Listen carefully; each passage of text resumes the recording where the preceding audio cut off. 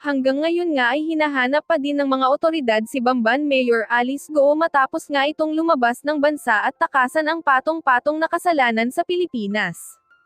Hanggang ngayon nga ay hindi pa din alam kung saan nagtatago si Alice Go kaya naman gumawa na ng paraan ang kinauukulan upang kusang sumuko si Alice.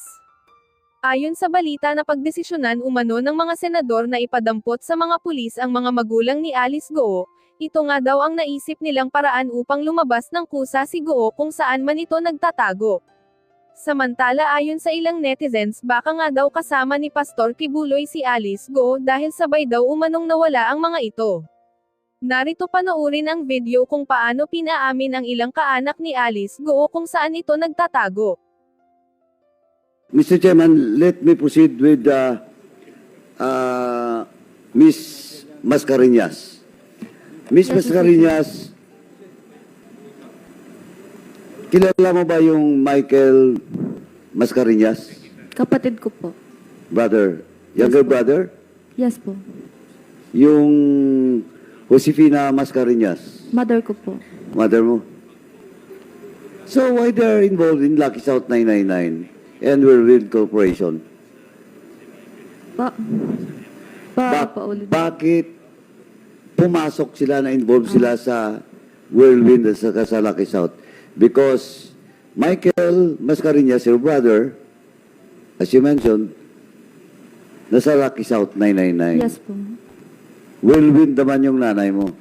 Mm. Tapos ikaw, nasa Lucky South, at the same time, nasa Whirlwind Corporation. Mm. Why? Like I said po, ako po kasi yung at that time kausap ni Mr. U. So, gusto niyang magtayo ng ganitong business. And at that time po, hindi ko rin alam yung Pogo. Wala akong idea. Ang alam ko lang, table games, baccarat. Kasi galing din po ako sa casino before. So, may idea po ako sa ganyan. Anyway, syempre po kapag magtatayo ka ng corporation, kailangan ng kasama. Then at that time, inoffer niya po ng parang commission or parang bonus, ganon, pag nag-operate na po yung company.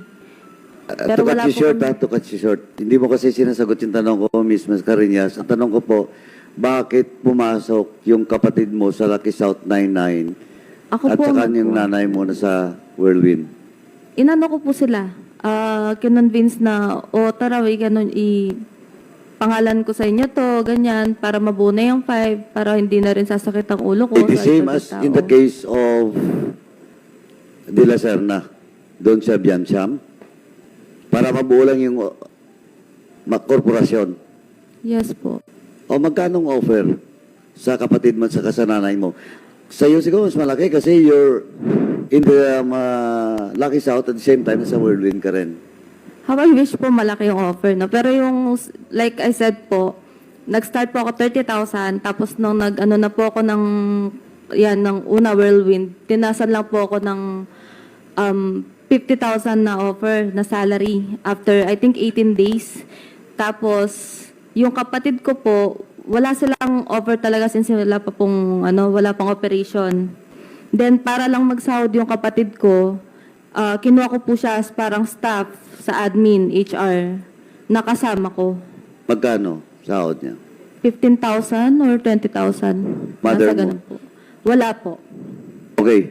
So, para mabuo lang yung korporasyon, ikaw at saka yung kapatid mo at saka nanay mo, pumasok sa Whirlwind at saka sa Lucky South. Tama? Yes po. Okay. Sinong kausap mo sa Lucky South? Mr. Wu po. Sa Whirlwind? Mr. Wu po. Siya lang naman po kausap ko. Mr. Chairman, now it is through the testimony of Stephanie Mascareñas, tama? Yes po. Malinaw po, Mr. Chairman, na yung Whirlwind at saka Lucky South ay isa. Because it's the one Renwo. Yes, Tama. Mr. Chair. Yes. Siya yung kausap niya si Whirlwind, siya rin ang kausap sa Lucky South. Yes, But Mr. Chair. the name of Mr. Wo did not appear dun sa Lucky South. Yes po. Siya rin po kasi nagde-decide if masasama yung pangalan niya or hindi. Like that. So, now, inaamin mo na yung Whirlwind at saka Lucky South, isa lang po ito. Like previous sinabi ko naman, isa lang po yung boss na kausap ko. Hindi, as a corporation, yung dalawa, isa lang to. Wait lang pa, kasi hindi ko po alam kung anong by Hindi, means as iisa. Di ba ang kumausap sa iyo is same Si Mr. person Wu po. sa Whirlwind at saka sa Yes, Lucky South? yes, O di, yes, Mr. Chair. ano lang yun? At the very least, siguro magkakonekta. Yes po, Okay? Safe siguro yun, safe. yung Whirlwind po kasi parang as realty, then itong Lucky South as outsourcing. Pogo. Siguro po, ganun po. Sa Pogo. Like I said po, wala pong masyadong idea sa Pogo. Anyway.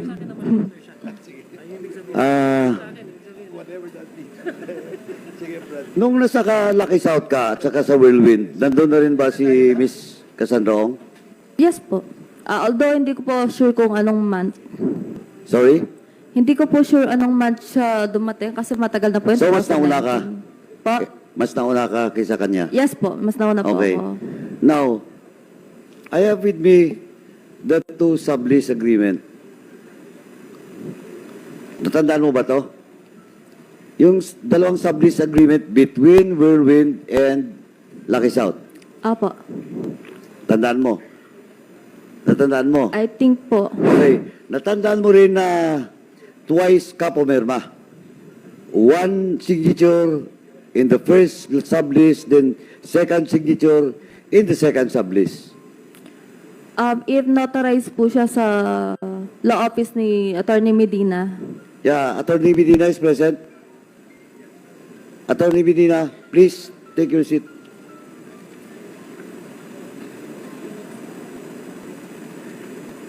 No, the first,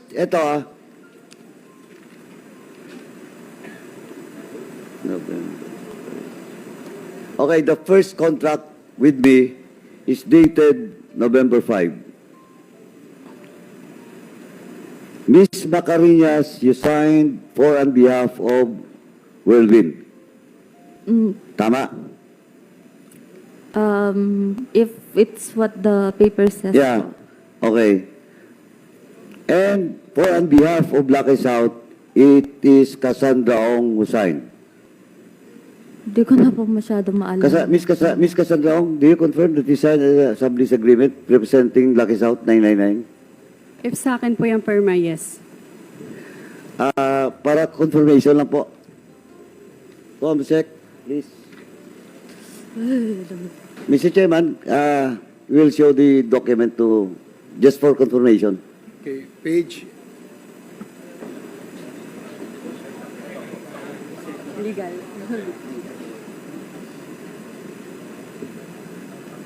Sublease, yes. Representative lang naman po, pero hindi shareholder. Tama. Ay, tignan ko lang po. Sagutin mo. I know, say, Hindi ko na po babasahin. Ayan po. Yes po. Okay. Now, so, eto po, you signed for on behalf of Lucky South. Tama. Yes po. That was the first As- contract. Okay. Now, the second contract, Miss Mascareñas, na wala pong pangalan mo dito. Saan po? Sa Whirlwind po or Lucky South? Both. Baka wala na po ako at that time. Pero ang pinirmahan ko lang po kasi na When was the transfer. time that you left Lucky South or Whirlwind? December 30, 2019. Oh, tama. Because this sublease agreement was signed February 2021. Ay, wala na. So wala ka na doon. Wala na po. Correct. But in this document, Ms. Cassandra Ong, please take note that in the first sublease agreement, you signed for on behalf of Lucky South, but in the second agreement, you signed for on behalf of Whirlwind. And Lucky South was represented by Ms. Baterna. So in short, Mr. Chairman, I just want to establish that former Secretary Harry Roque is lying. because he insisted that you are not part of the whirlwind. Pwede po ako mag-explain, Mr. Chair? You don't want to see the document, the second sublease contract, for Ayan you to po po confirm? You want to see it? Or Ayan you po. confirm na? Confirm na po. Ms. Materna, do you confirm that you signed the sublease agreement for on behalf of Lucky South 999? Yung second sublease agreement, ikaw na pong pumirma dito? Hindi ko po nakita, Mr. Okay. Chair.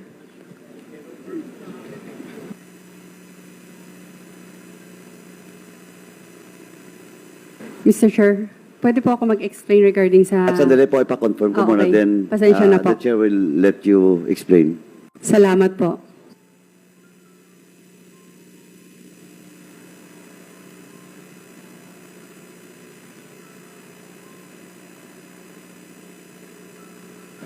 So, Ms. Materna, you confirm? Yes po, Mr. Chair. Okay. Now, Ms. Casiong, please. Pwede pa ulit po yung sinabi nyo kanina. Sorry. Pwede pa ulit po yung sinabi nyo kanina regarding kay... Ganito po kasi, Opo. the first sublease contract, you signed the sublease contract representing Lucky South 999. But in the second contract, you represent na the whirlwind. And the name of Mascareñas, dahil wala na nga siya doon, was signed by Baterna.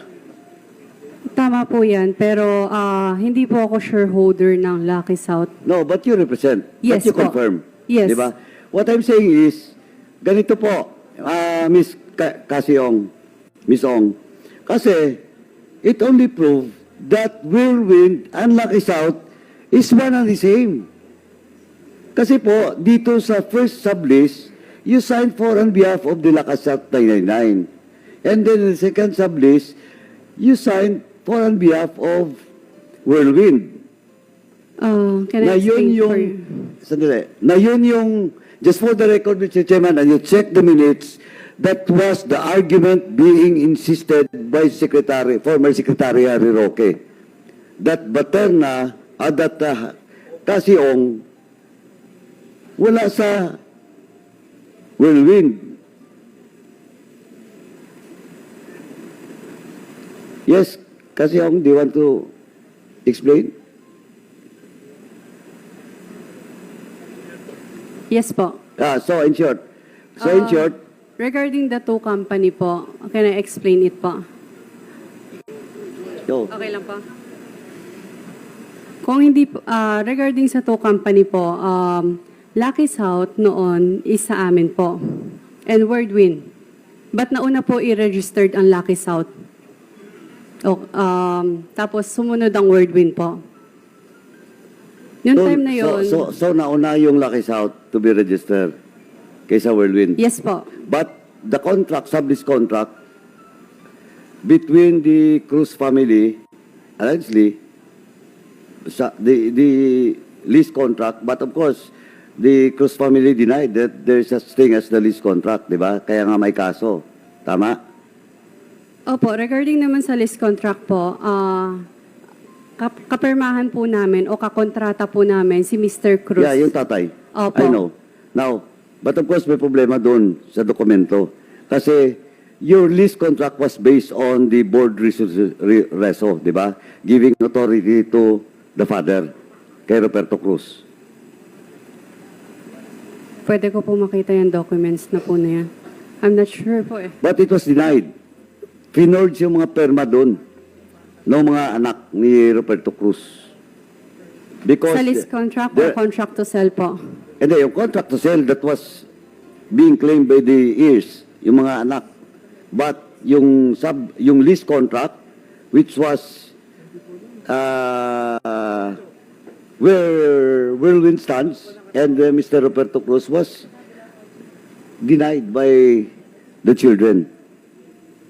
Hindi po ako sure regarding dyan. Oh, but anyway, so nauna yung Lucky South, then Whirlwind.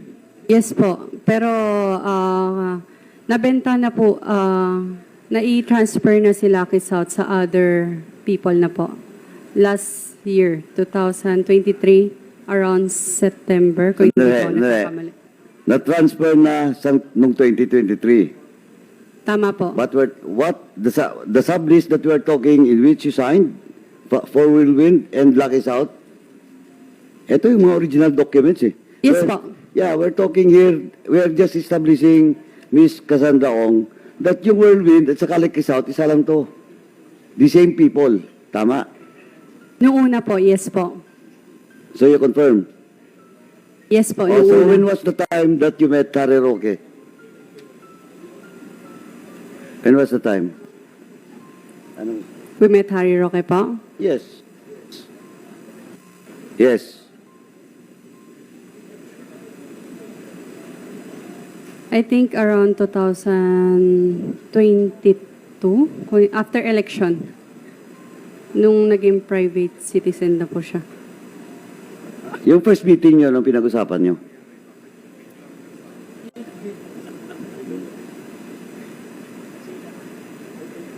Hindi ko na po masyadong... Paano?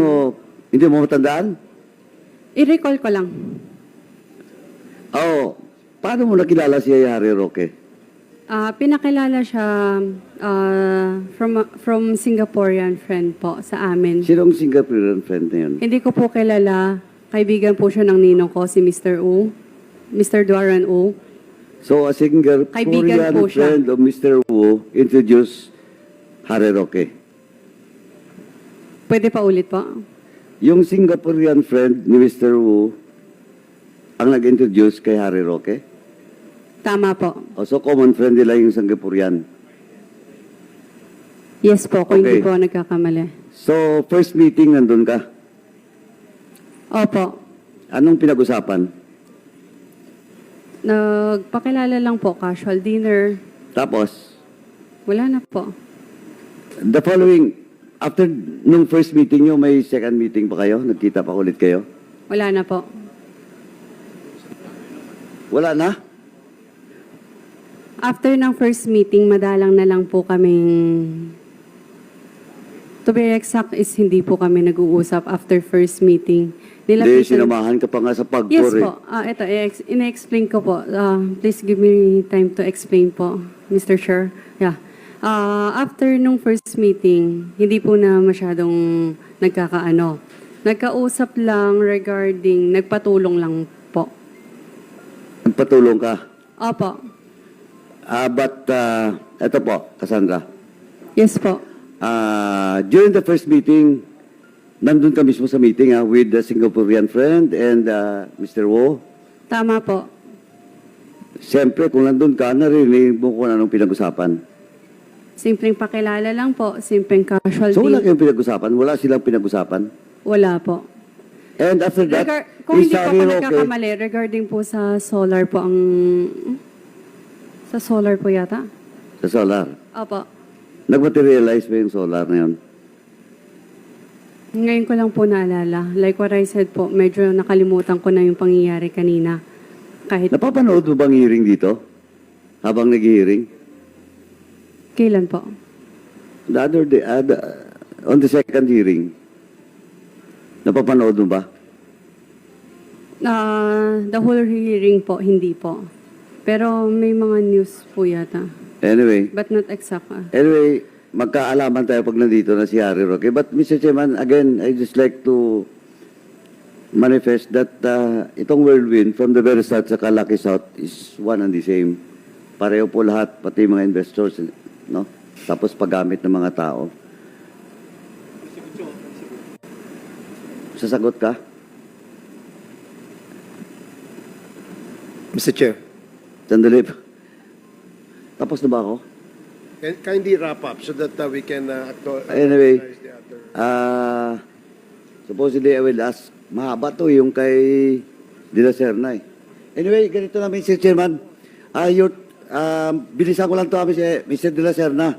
Diretso po. Good evening po. So you're enrolled in what flying school? What flying school? Sorry po, Omni Aviation po. Sorry? Mr. Chair. Omni Ilapit mo. Aviation. Sorry? Omni Aviation. Omni Aviation. Omni Aviation. Aviation, di ba? Yes Tama? po, tama po Mr. Chair. Oh, when was that? November Yung first enrollment mo was when? November of last year po, Mr. November 2023. Yes po, tama po. Kailan ka pumasok doon sa ano? Sa Pogo Hub. November din po of the same of last year po, Mr. Chair. So after enrollment or before enrollment? After enrollment po, After? After enrollment po. After enrollment. So November din. Okay? Yes. Mr. Chairman, can we direct the COMSEC to check the record of Mr. Lacerna to that flying aviation? Ano ba yan? Please repeat. Omni Evasion po, Mr. Chair. Omni Aviation. Flying school sa... Anong address ng flying school? In Clark, Pampanga po, Mr. Clark, Chair. Pampanga. And until now, you're enrolled in that flying school? Yes po. I have still a schedule po this week po, Mr. Chair. Or when was the time that you rent a room for a boarding house? May po, Mr. Chair. May Of this year po, Mr. Chair. of this year, Yes po. 2024. And our record, kailan ba yung raid ng PAOK? June po, Mr. Chair. June. Alam na alam mo ah. So, Doon pa po kasi yung gamit ko, Mr. so Chair. hanggang May ka doon, kasi nung June, ni-raid na. Tama po, Mr. Chair. Do you have an intention, if the raid did not happen, do you have an intention to stay there? No po, Mr. Chair. To be honest po, sabi po sa akin kasi for a short time lang because they have a ejectment case nga po sa property nila alam ko talaga Angeles yun, Mr. Chair. So until May ka lang, when was the time that you rented that room or that boarding house? Sometime in May po, Mr. May Chair. din. Anong address? In Barangay Anonas po, Mr. Chair. Barangay? Anonas po, in Angeles po. Walang street, walang... Hindi ako sure, sorry po, hindi ako sure, Mr. Chair. COMSEC is directed, Mr. Chairman, COMSEC is directed also to check this address. If indeed, Mr. Silvestre is renting that place since May. Tama, May, di ba? Nung May po kasi, Mr. Chair, hindi ako fully nag-grant pa. Nakikistay lang po ako sa... Tinanong kita kanina, No, no, telelis ka. ay- Sadali, patapusin mo ako. Ay, ito na ngayon. Wag kang sumagot kung hindi ka sigurado. Oo, sige. Di ba sabi mo kanina, may ka nagrenta doon? Kaya nga ipacheck namin sa COMSEC, just to confirm it indeed, nagrenta ka doon sa lugar na yun. Pwedeng... Last May. Kularuin ko po, Mr. Chair. Sorry? Nung May kasi po, ang dami ko po kasing kaibigan sa flying school. So, ayaw ko po muna mag-rent talaga kasi nga it's an expense on my part. So, nakikistay muna ako sa mga kaibigan ko. So, tanong ko ngayon, when was the time that you rented that place? Sinatanong niyo ba, Mr. Chair, is yung if mayroon akong contract of lease, kinaklaro ko lang po para maintindihan ko po yung sinasabi niyo. Eh, di, kailan ka nagrenta doon? Actually, hindi ako, nakikistay lang ako sa mga kaibigan ko doon, Eto, Mr. Chair. Mr. Lacerna, sinabi mo kanina, kahit doon sa kay Congressman Sonsing, that you rented. Ngayon hindi ka nagre-renta. You're just staying in your friends. Yes po. Ang scheduling po kasi sa flying school po, Mr. Chair, is... Sandali, I'm not asking you about the schedule of your flying school. Yes po. So you denied that you're renting the place. As what you have said when you were being asked by Congressman Sonsing. Pakiulit po, Mr. Chair. So you deny now your answer to the query of Congresswoman Sonsing. Nung May po, Mr. Chair, nagstay muna ako sa kaibigan ko po. Tapos, last week lang po ako nag-rent on my own po. Last week, Yes. anong address? Yun po yung sa Barangay Anonas po in Angeles po. Pag-check lang, COMSEC. And during that time, hindi ka na makapasok sa Pogo Hub. That was June of 2024. Yes po. Now it's August. Saan ka nakatira ng July? From June to July? Doon po sa mga kaibigan ko po, Mr. Chair. Saan yun? In Angeles din po. Sino mga kaibigan? Mga friend ko po sa flying school. Sino nga ang mga kaibigan? Allowed ba kung Please magsabi state their name. allowed ba kung magsabi ng pangalan ng ibang tao, Mr. Of course. Can I Because we have to invite them. Can I ask for legal advice from my legal counsel yes. po, Mr. Chair?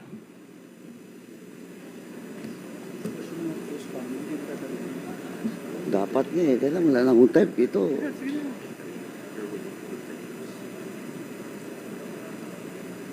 Copy po, attorney. Mr. What's the Chair, advice of your lawyer? I am willing to give their names in private naman po to you. In? Po. In private po to you, Mr. In private? Yes. Why in private? For their privacy naman po, Mr. Chair. That's why I didn't... Privacy. Well, in fact, they will be invited. In the next hearing. Actually, Eto, De La Serna, kanina pinapakinggan lang kita, kaya sabi ko, eto, kung sinungaling ka. And now, I am proving my, yung ano ko lang ha, kanina, yes, that you're lying to Congresswoman Sonsing. Now, bakit hindi mo pwedeng sabihin ng pangalan? Privacy po kasi nila yun, Mr. Sorry? Chair. Privacy po nila yun, Mr. Chair. Ano? Ayoko po lang idamay dito sa... Eh, nadamay ka nga dito. Ano, you lied when you tell this committee a few hours ago na nagre-renta ka. Nag-rent ako... No, nag-rent ka ngayon lang. yes, last week lang po ako Oh, nag-rent. but to my I'm name po. asking you when Kong Swan Sing asked you, sabi mo nagre-rent ka. You Starting this never week po. tell this committee na ngayong buwan lang kasi ang critical months is November to May of this year. Andun po ako sa Angeles po, sa Porac po, na property ng nila Ma'am Cassie po, Mr. Chair. Hindi kaya nga, ang tinatanong ko sa iyo, sino yung kaibigan mo? Why you cannot disclose the names? Ayoko pong idamay siya sa gulong itong na pinasa ko. Hey, if you not tell us the name, I will move to cite you in contempt. Oh, Pwede ko pong pag-isipan, Mr. Chair. pag-isipan until when? Until you call them? Until you... Alam mo kasi... Mr. Chair, Yes, I'm sorry. it's already past 10 o'clock. If Mr. De La Serna will not answer the question of the Honorable Paduano, I will move that we cite him in contempt. There's nothing involving national security for him not to answer the query of the Honorable Paduano. Second, Mr. Chair. Thank you, Congressman Akop. Mr. De La Serna, this is your last warning. Please answer the query of Congressman Paduano.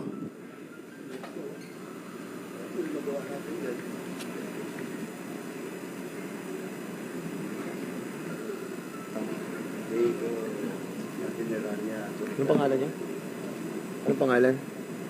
AR? You have 1 minute.